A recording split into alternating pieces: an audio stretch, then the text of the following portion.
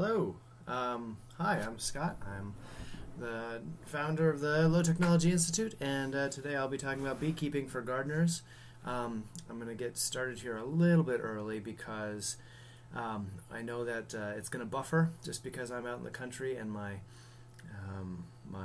connection's a little slow. So if you're watching right now, you might want to pause and go make yourself a cup of tea or coffee, or I don't know, it's after 5, so get yourself a beer or something, or a glass of wine, whatever, and let this pause and build up some steam, and then come on back and hit play.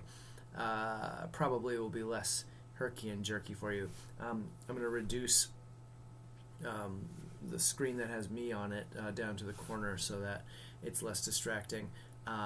It's a little less herky and jerky with the actual presentation.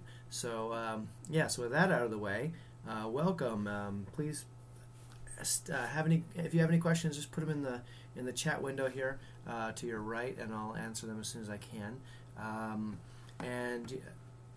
guess we'll just get going. We'll start talking about bees and beginning beekeeping, and with a special focus on gardeners. So we'll talk a little bit more about where you could put bees to optimize pollination in your garden.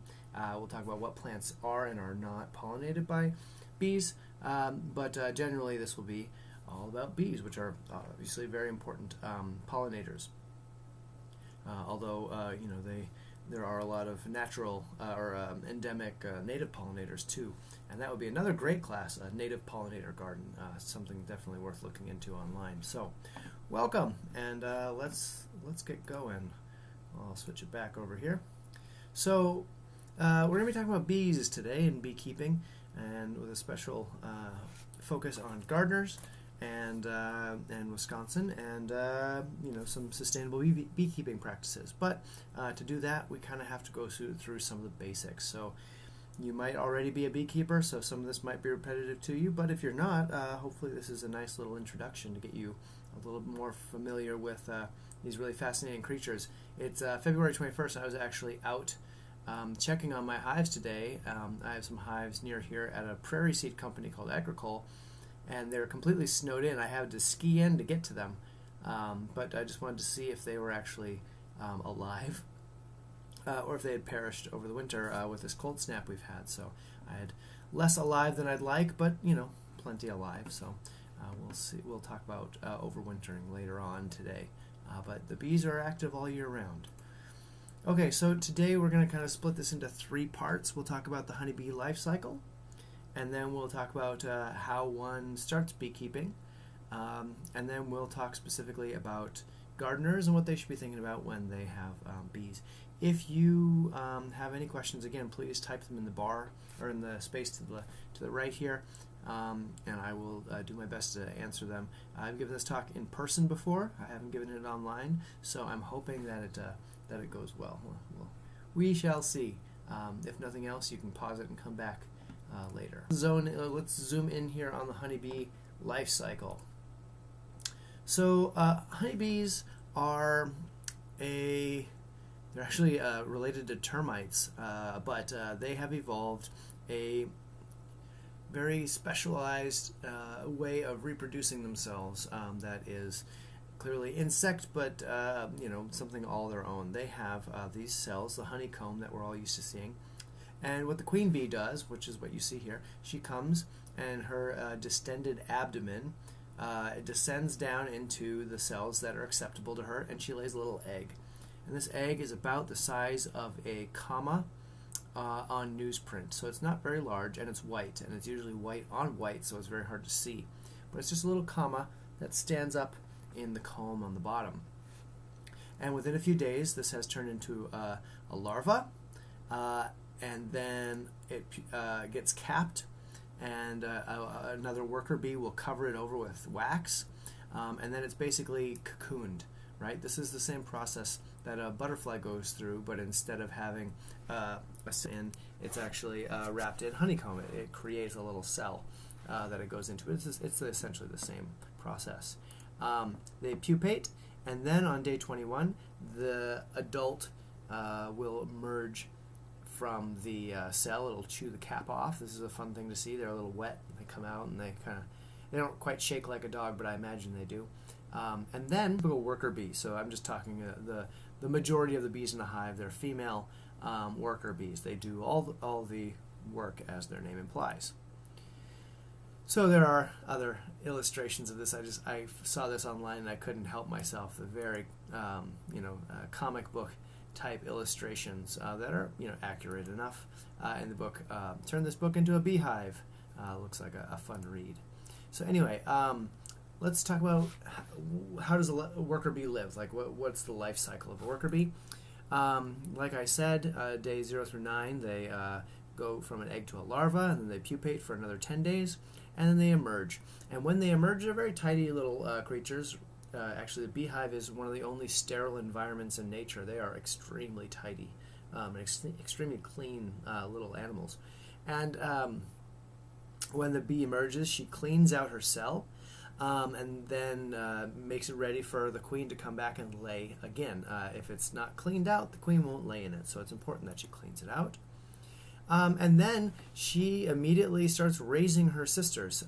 She becomes a nurse bee. Just like in a large family of, say, 12 kids, the oldest children raise the youngest children, kind of. That's exactly what's going on here. The nurse bees stick around the brood, which is where all of the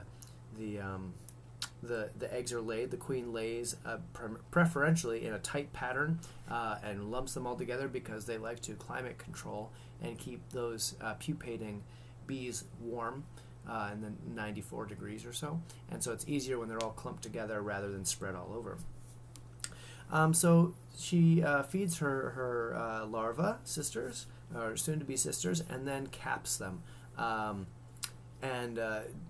Beeswax actually secretes from, it's like their abdomens kind of look like plate mail, so it's like scales, and then from between those scales, wax actually secretes out, and it looks like big, big flakes of dandruff underneath the bees.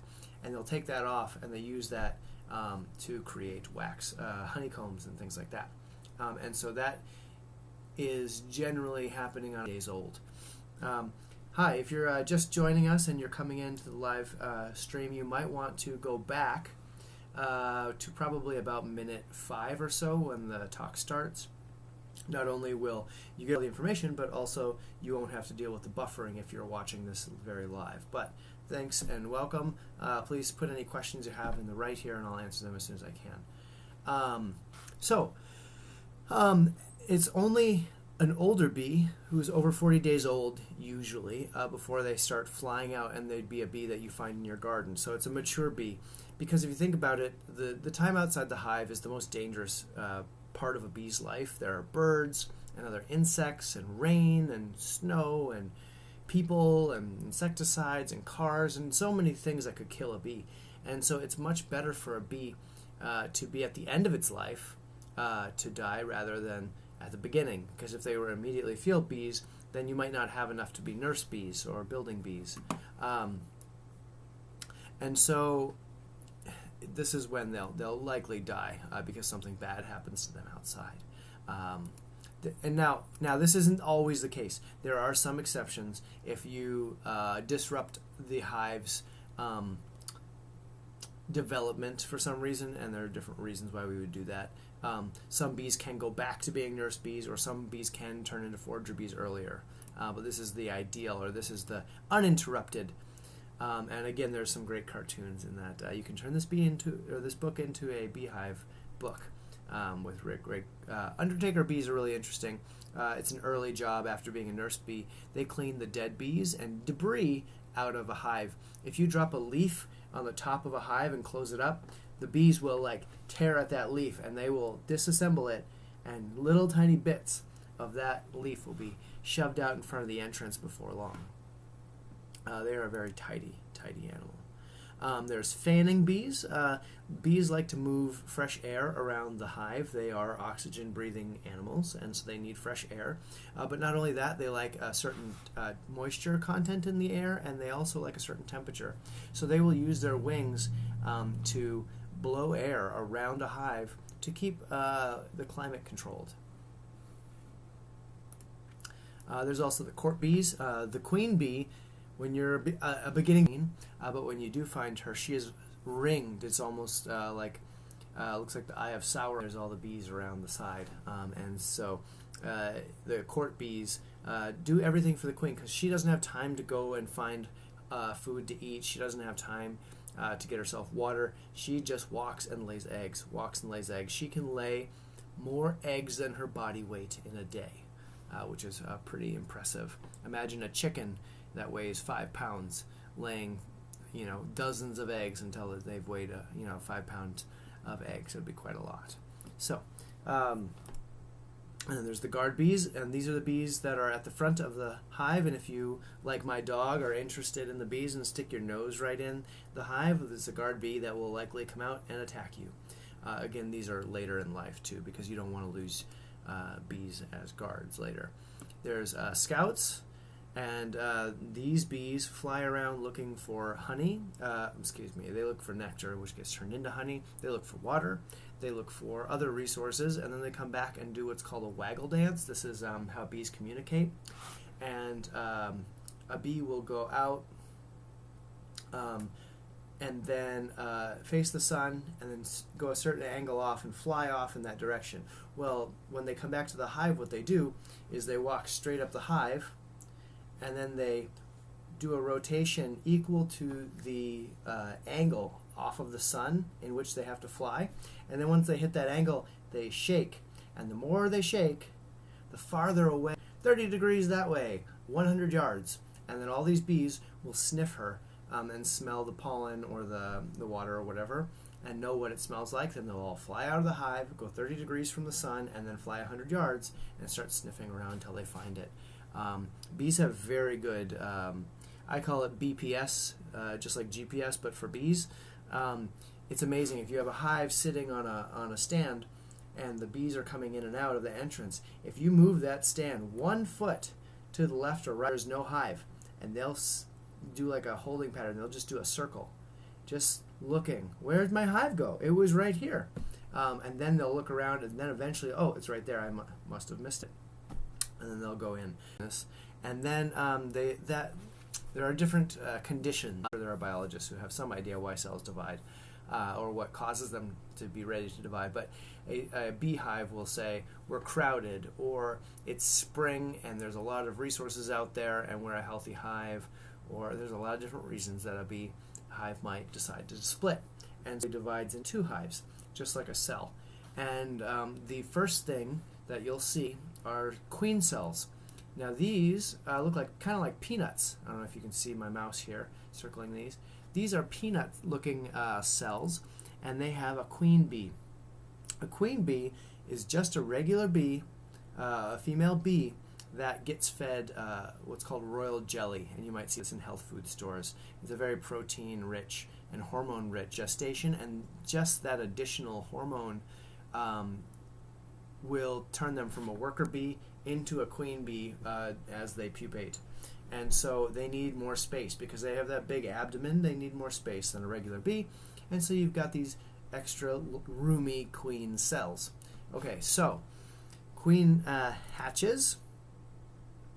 And what usually happens then, one way that the hive reproduces, is that the original queen flies off. It's called swarming.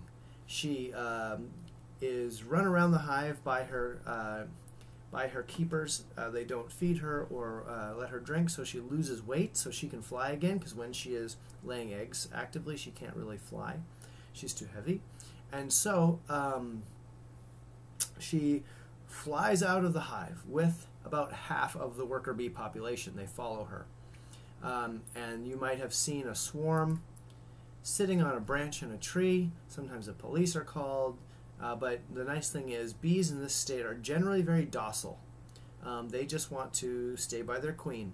And so it's very easy to shake them into a box and bring them home. And this is one free out on the listserv. If you're interested, you can go to madbees.org. Madbees.org. It's the Madison Area Beekeepers Association, MABA. And they have a listserv, and on that listserv, people will often say, there's a swarm at X location, very dead set on getting swarms. Anyway, so this is when people do like those bee beards. It's a swarming colony because they don't have any resources. They're not defending their hive to be docile. Anyway, so I'm not going to go too much into it, but last year at this time I was reading this book, The Sealy. I highly recommend it as an intermediary beekeeper, but it helps to have a little bit of practical experience also. And so what happens is those scout bees that I talked about, instead of looking for nectar or other resources, they're flying off and looking for a new home for their location. It's this far away. It looks like this. Go check it out. And some bees will go check it out, and they'll come back. And if it is good, they'll start saying, yeah, this is really good. This is really good. And eventually, enough of the scouts will all be saying, this location is great, that all the bees somehow decide, okay, we're going that direction to that new hive, and then they do. They all take off, and it's kind of like a reverse tornado, right? It starts from one point and then gets bigger and bigger out, and they fly off, and then it's a regular tornado, and they come back together, and they all go into the hive, or the cavity, or the wall in the side of your house, right? Wherever they've decided to land. And that will be their new home. So if you want to learn more about how they make that decision, I recommend Honeybee Democracy. It's really great. And here we have a cartoon. This is exactly, well, okay, not literally, this is figuratively what's happening on the bee swarm. So the swarm moves into its new nest site, and here we have that reverse tornado I'm talking about. All those bees are flying right into the hive. And then they start laying eggs again, and eventually they will split. So a swarm generally is something that a new beekeeper avoid because half of are, though, ways to harness this urge and actually split one hive into two hives. So that's one really self-sufficient and sustainable way to have bees, is to learn to split your hives as a beginning beekeeper, because then you can make it. And I'll talk a little bit about that here as we go. But splitting is definitely something that should be on your list to learn, even in your first year. I learned it my first year, and it was extremely helpful for me. All right, so now let's shift gears. So that's a little bit of bee biology, and I mean, I have an hour here, and we're not going to get through a full course on beginning beekeeping. I'm only scratching the surface. I'm just giving you some things to think about, I hope. So the practical considerations about keeping bees. So the first part is a site. You have to have a location to put your bees. You can't have them in your living room. Although there are some online examples of bees that move into walls and houses, and people have put clear plastic conduit between the hive and the outside, so they see the bees going in and out of the hive all day through their wall, which is kind of cool. So you can Google that. But it's not to be recommended. But bees are better kept outside. I'm going to talk about some specific siting considerations for gardeners here in a little while. But in general, you want a site that is sunny, because bees work by sunlight, and so the earlier in the morning that they get the sun's rays, the earlier they'll be flying. So they can get an extra hour in every day if you have a good south or southeast facing hive that gets good early morning sun. That's ideal. Some beekeepers like to have them in the shade, especially I used to live in Missouri and other places farther south, and there hives can get very hot, and so it's nice to give them a little shade, but it's not necessary. Especially here in Wisconsin, generally you want them to get as much sun as you can to help them stay nice and warm. You want to have the bees in on a stand, and you want that stand to be about waist height.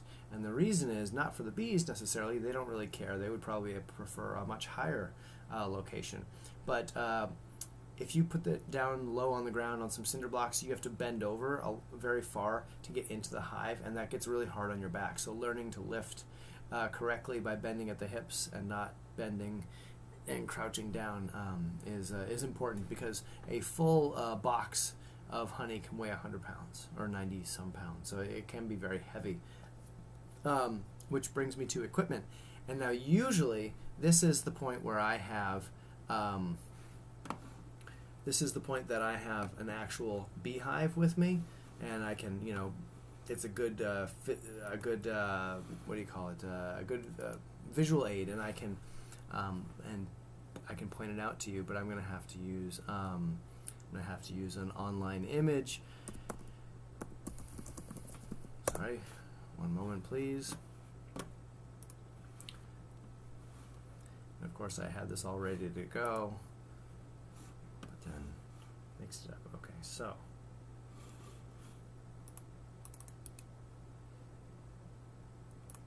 All right, here we go. So, sorry for that delay. So, a beehive itself consists of different parts. And this looks like a lot, and it looks complicated, but I promise it's not that bad. Essentially, you have an elevated hive stand, like I was saying. You want to have it up on something sturdy. And this should be sturdy because a fully loaded beehive, when it's full of honey in the fall, can weigh 300, 400 pounds, possibly. I mean, that would be on the high end, but it can weigh quite a lot when it's full of bees and honey. So definitely you want it to be very strong. You want it to be on firm foundation. Maybe put some blocks down or something to help spread that weight out on the ground if it's not very firm. And then at the very bottom, we have what's called a bottom board, and this is basically the opposite of a lid. It goes on the bottom. And the beehive sits, this all fits together very carefully. They have pretty small tolerances. These things are very uniform for a reason. Bees have what's called bee space. And a bee likes to go through a passageway that is 3/8 of an inch wide. If it's wider than 3/8 of an inch, they will fill it in with comb until it's 3/8 of an inch thick. If it's narrower than 3/8 of an inch, then they won't necessarily go in it, but they might fill it with glue just to seal it from resin from trees and sap. So a lot of these are very carefully made to be a certain distance apart, because if it's just right, then the bees don't glue it all together. So there's a bit of space here, and there's a bit of space between the bottom board and what's called a deep or a hive body, this box here. When it's set on, this is an entrance reducer. It's a small piece of wood that goes on front, and this reduces the entrance. It does exactly what it says. And the reason to have this is small hive, a little colony, its guard bees are not strong enough to fight off invaders. And so by reducing the entrance, it kind of creates a gauntlet for any attackers. They have to go through a small area, just like a castle with its small entrances. It's much easier for the few number of guards to fend off a large number of invaders. So these deep hive bodies are usually made of cutouts to accept the frames, which is these stripes on the inside. These are little frames, and again, I wish I was in person and I could be showing honey and beeswax. They're just great. And so often, generally your goal is a minimum of 2 deep boxes. So these are about 9 1/8, or I forget the exact dimensions, 9 1/8 or so tall. And if you stack 2 of them on top of one another, you end up with almost 2 cubic feet, which is a good amount of space for have a new colony and honey and pollen and bees. You're probably doing pretty well. Another box full of honey on top, because that will give them just a greater chance of surviving. And so this is called a medium. Like super above. And these are much narrower. These are like 6 inches, and then there's an even smaller one that's like 4 inches that are called deep mediums. And why am I blanking on that? I forget. That's what I use. I don't know what I'm and leave it for them to have over the winter. Increases their chances of starving. And then these can also, when you have extras, they can be pulled off and spun out, and that's where you actually get your honey. You leave all this honey for them, and then anything above here could be harvestable. And then there's something called an inner cover. This just goes right on top of the top box. And then an outer cover, and it has an overhang so it gets in there, and the wind generally doesn't blow it off, although it's always a good idea to put a rock. That's kind of sorry, I'm just looking at the actually coming through correctly. It should be. Of technology, right? It's nice that we're actually able to joining us, you probably want to go back to minute 3 or so, 3 or 5, when this starts. Not only will you get all the information, but you won't have to deal with the buffering. So, sorry about that. I live out in the country, so please support. One thing I want to point out at this point, just to mention it, is that the Low Technology Institute, here I'll get to our homepage. Low Technology Institute is something I run, and our tagline is housing, clothing, and feeding ourselves without fossil fuels. We actually got into beekeeping because we wanted sugar and sweetener and time to grow maple trees and wait 40 years. Groups.google.com, and then look for Mad Bees, MADBEES. You will find the Mad Bees, and you can join that group and ask for a mentor. Tell them Scott sent you. There are a lot of really friendly people who are passionate about bees out there, and so you can find a mentor who will be willing to come with you, do inspections, and often very happy his or her inspections. That's a great way to learn from somebody who's been doing it. Just go to YouTube and type in Low Tech Institute or Low Technology Institute, and you will find our previous live stream. So right, our in-ground. Oh, what did I talk about? I talked about our project to grow all our own food this year, and I also talked about potatoes and the how potatoes are really a fascinating crop and would be essential to a future of food security for us in every part. Well, not just us, but everyone in the world should be growing potatoes. So check that out on our YouTube page. Anyway, and then going into the fall, you would harvest your honey, if you have any, your first year in August. Some people wait a little longer, but generally in August. And then you get them ready for the winter in the bottom and all the honey in the top so that they can be a cluster. And then they will keep the brood warm as it gets cooler, and they will eat their way up through the honey all winter. Very happy bees. They basically form a giant bee rave, I call it, where they're shivering. They shiver their flight muscles, which generates heat, and they keep themselves warm. And it's this big, giant, roiling ball of bees all winter with the queen inside. And they shiver and keep themselves warm.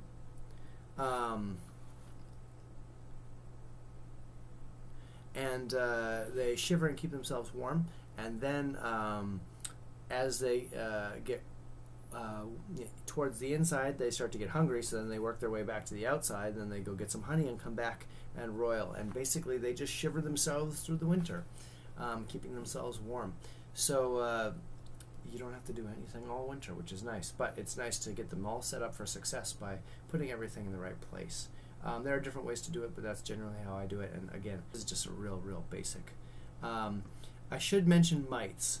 Varroa mites are probably the leading cause of winter deaths, which were at, I believe, 44% or something. So Varroa mite is basically like kind of like a wood tick for a bee. It's very small on the bee's body. It's a small brown dot. The Varroa mite does is it lays eggs, and those eggs parasitize the larva as it's pupating, and then they emerge from the comb when the bee does, and that bee is weakened because it's been parasitized. It can often have new diseases like a deformed wing virus, and over time the mite load can get so heavy that it kills the hive or weakens the hive so much that it dies very early. A lot of places will talk about treatment. Treatment for mites is mites are only a new problem in the last 30 years in the United States. They started in Asia, but they only got here in the 80s. And people treat for them using different chemicals, some harsher than others. Some people treat every hive every year. Some people only treat as needed, and some people don't treat right now to breed bees that don't need to be treated, because even beekeepers that do treat don't want to be treating. So, but that gets to be a complex issue. When you want to think about what's called integrated pest management. I p.m. So you need a plan. Don't get into beekeeping without doing a little research on mites and on how you can combat them. And come up with a plan. Talk to some other beekeepers. If you don't want to treat, that's fine. Talk to some beekeepers who don't treat successfully. Don't just go at it. If you are going to treat, talk to somebody who treats successfully. Probably somebody who treats when needed rather than treats every hive every year. So you have to learn how to count mites and things like that. But yeah, it's definitely something that you need to do research on. Now, honey, that is what everybody thinks. That is a consideration, and if you are making money from bees, it's a larger consideration. But especially your first year, don't think about getting honey as a success or failure sign for you, if you get honey or not. Your first year, real success is having bees survive into the spring. If you have bees survive the winter and make it through the spring, then you have real opportunities and options on what you're going to do. The second year, you can get quite a lot of honey with a surviving hive. If that hive dies, though, then you have to start all over, and it's much harder to get honey. Those are the people that don't get honey in a few years. They have to keep adding bees back to their hives every year. So honey should be a secondary consideration. I hate to say it. It is why many of us get into beekeeping, or what we think we're getting into beekeeping for, but it's beekeeping, it's not honey harvesting. So if you keep good bees and have strong hives, then you will get honey. But if you are only focused on the honey, then you will not have strong bees and you will get less honey. Kind of paradoxical. So don't worry too much about honey, especially your first year. All right, so what about gardeners? This is the Garden Expo. It's a shameless plug here. We are one of the, excuse me, I'm sorry, tours. So if you go to the top of the Garden Expo and click on Garden Tours and scroll yourself down, you can find the Low Technology Institute right here. I have it preloaded because there's a lot of images. And you can take a tour of our garden. Our bees are not in the tour because they're too far away, or they're too far back in the property. They're far well behind. But yeah, definitely worth having a look through our garden and all the things we have going on here. So shameless plug to check that out. But this is the Garden Expo. So what do we want to think about? Number one, and this is true whether you're worried about bees for gardening or not, you want to keep your neighbors happy.